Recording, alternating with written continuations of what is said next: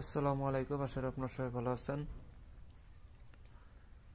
আজকে আমি একটা বশীকরণ দেব, সেটা হচ্ছে সীতাচালান বশীকরণ। এটা হচ্ছে সীতাচালান বশীকরণ বিদ্যা। এটার মাধ্যমে মাত্র 7 দিনের ভিতরে বশীকরণ করা যায়। যে কাউকে আপনি বাহির করে নিয়ে আসতে পারবেন। যদি কেউ কোনো মেয়েকে পছন্দ করে থাকেন, বিবাহ করবেন, তার বাপ মাও রাজি হচ্ছে না, আপনারা এই সীতাচালান দেবেন, সে মেয়ে আপনি আপনার প্রতি আকর্ষণ হয়ে বাড়ি ছেড়ে চলে এসে পড়বে। সে চলে আসবে, সে যেটাই থাক, যদি বশীকরণটা করা হয় তাহলে সে চলে আসে। এটা সময় নেয় মাত্র 7 দিন। মন্ত্রটা অনেক বড় হবে, মন্ত্রটা অনেক বড়, আর নিয়মটা খুব সহজ সরল, কিন্তু মন্ত্রটা অনেক বড় হবে। আপনারা এটার মাধ্যমে যে কাউকে সীতাচালান দিয়ে যে কাউকে বের করে নিয়ে আসতে পারবেন। মেয়েরা ছেলেকে করতে পারবে, ছেলেরা মেয়েকে করতে পারবে। এগুলা হচ্ছে, এই বিদ্যাগুলো আপনারা কোথাও পাবেন না, আমি দিতেছি আপনাদের মাঝে। এটা হচ্ছে পিপল গাছ, অর্থাৎ এটা হিন্দিতে বলে পিপল গাছ, বাংলাতে বলে পাকড় গাছ, বা কিতাবের ভাষায় সেটাকে অশ্বত্থ গাছ বলে। সেই অশ্বত্থ গাছের পাতা দিয়ে আপনাকে এই বশীকরণটা করতে হবে। আমি নিয়মটা বলে দিচ্ছি। আপনারা যাকে বাইর করতে চান, তার পিতা, তার যদি মেয়ে হয় তাহলে তার মায়ের নামটা নেবেন, ছেলে হলে তার পিতার নামটা নেবেন।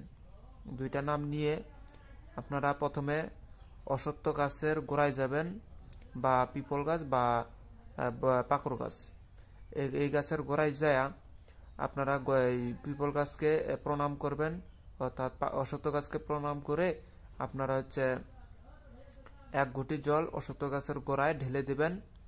দিয়া অশ্বত্থ গাছের গোড়ায় আগরবাতি জ্বালায়া দিয়া, ওই প্রথমে আগরবাতি জ্বালানোর আগে, পানি ঢালারও আগে আপনাকে অশ্বত্থ গাছকে সর্বপ্রথম প্রণাম করে অশ্বত্থ গাছকে বলে তার গাছে চড়ে বা যে করে হোক তার গাছ থেকে 7টা পাতা সংরক্ষণ করে নেবেন। নেওয়ার পরে 7টা পাতা নিয়ে আসবেন। অবশ্যই পাতাগুলো সলিড হওয়া যায়, কোনো সিরাটেরা যেন না হয়, পোকা খাওয়ার জন্য না হয়।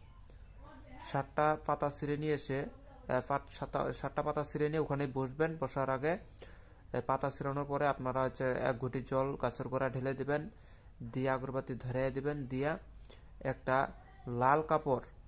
লাল কাপড়ের ভিতরে আপনারা, এই যদি শ্মশানের ভিতরে বট গাছ হয় বা যদি নাও হয়, তারপরেও আপনারা লাল কাপড়ের ভিতরে ছেলে এবং ছেলের পিতার নাম, মেয়ে এবং মেয়ের মাতার নাম লিখে, হ্যাঁ, লিখে দিবেন যে অমুকের মেয়ে অমুক, অমুকের ছেলে অমুকের কাছে হাজির হোক।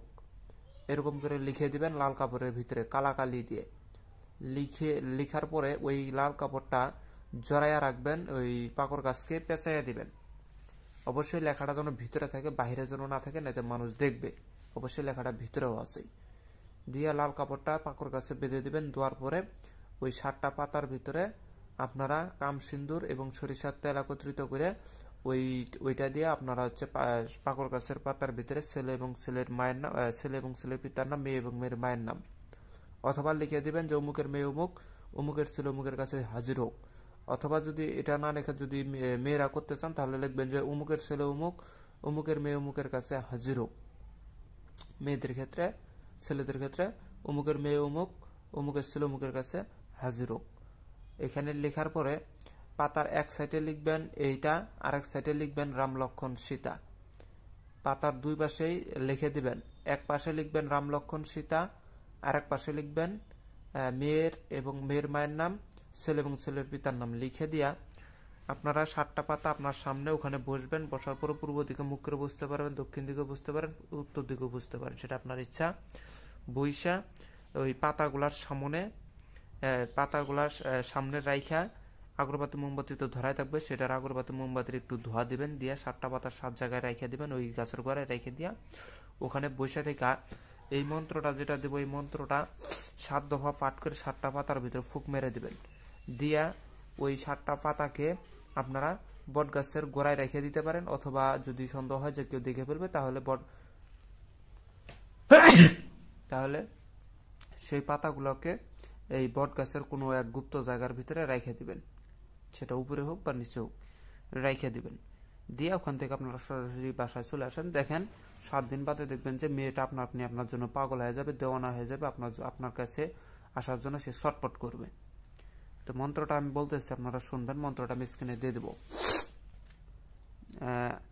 আয় আয় সীতা মাতা মুই করি স্মরণ, সত্যের সীতা দেবী আসিয়া শুন মোর কারণ। তুমি মাতা দিগম্বরী, তুমি মাতা ঈশ্বরী, তুমি মাতা রামের ধর্মিনী। আকাশ মধ্য পাতাল 3 তক্তে লাগাইলাম ব্রহ্মা বিষ্ণু মহেশ্বর রশি ধইরা টানি। কোথায় আছো সীতা মাতা আসিয়া খাড়া হও এক্ষুনি। সত্যের দেবী সীতা হইলে মাতা, সত্যের দেবী সীতা মাতা অমুকের মেয়ে অমুককে আনো বাহির করিয়া। সীতা আসিয়া খাড়া হইল, সকল দেবতা নাচিতে লাগিল। চল চল সীতা মাতা তোরে করিনু চালান, অমুকের মেয়ে অমুককে অমুকের ছেলে অমুকের কাছে হাজির করো। দোহাই রাম লক্ষণ 2 ভাই, বাক্য যদি না ধরিস রাম লক্ষণের মাথা খায় সীতার না, বাক্য যদি না ধরিস রাম লক্ষণের মাথা সীতার পায়ে পড়িস। মন্ত্রটা এটাই। আবার বলতেছি, আয় আয় সীতা মাতা মুই করি স্মরণ, সত্যের সীতা দেবী আসিয়া শুন মোর কারণ। তুমি মাতা দিগম্বরী, তুমি মাতা ঈশ্বরী, তুমি মাতা রামের ধর্মিনী। আকাশ মধ্য পাতাল 3 তক্তে লাগাইলাম ব্রহ্মা বিষ্ণু মহেশ্বর রশি ধইরা টানি। কোথায় আছো সীতা মাতা আসিয়া খাড়া হও এক্ষুনি। সত্যের দেবী সীতা হইলে অমুকার মেয়ে অমুকের অমুকার মেয়ে অমুকার মেয়ে অমুককে আনো বাহির করি। সীতা আসিয়া খাড়া হইল, সকল দেবতা নাচিতে লাগিল। চল চল সীতা মাতা তোরে করুনু চালান, অমুকের মেয়ে অমুকের ছেলে অমুকের কাছে হাজির করিয়া না দেব, হাজির কর দোহাই রাম লক্ষণ 2 ভাই, বাক্য যদি না ধরিস রাম লক্ষণের মাতা সীতার পায়ে পড়িস। এটা সেই সীতা চালান মন্ত্র বশীকরণের জন্য। এটাতে অনেক কাজও হয় আবার। তো যাই হোক, মন্ত্রটা আমি আপনাদেরকে দিয়ে দিলাম, আপনারা যাতে কাজকর্ম করতে পারেন। যারা আমার শিষ্য তারা অবশ্যই এটা দিয়ে কাজ করতে পারবে, সমস্যা নাই। তো আমি মন্ত্রটা স্ক্রিনে দিয়ে দিব। যদি ভিডিওটা ভালো লাগে অবশ্যই লাইক কমেন্ট শেয়ার করে পাশে থাকবেন। আর যদি কারো কোনো কিছু প্রয়োজন হয় অবশ্যই আমার সাথে যোগাযোগ করে নিতে পারবেন। তো সবাই ভালো থাকবেন। খোদা হাফেজ। আসসালামু আলাইকুম।